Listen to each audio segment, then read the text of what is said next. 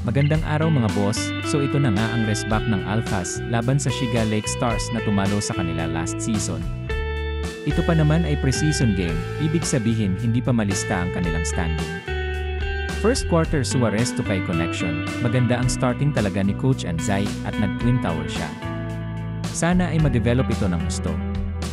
Ito ay close match mga boss at kunti lang ang mga highlights ni Kai na nakuha natin. Mga shooters nagpasiklab sa labas.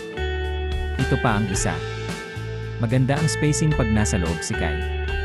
Sa play na ito mga boss, masasabi ko na nag-mature na ang laruan ni Kai.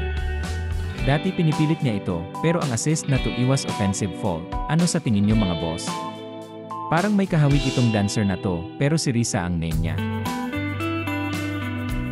Sa game na ito masasabi ko lang na maganda ang ball movement nila na nagre-resulta ng open shooter or layup.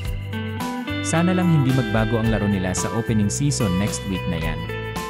Sa play na to, double team, close out agad, nakita ni Kai ang shooter, nice pass for an assist. Parang kapareho to ng play ni Coach Kim na sa gitna nilalagay si Kai. Anyway, nice one Kai. Nagtatapos ang laro na may score na 97-84 panalo ang Koshigaya Alphas.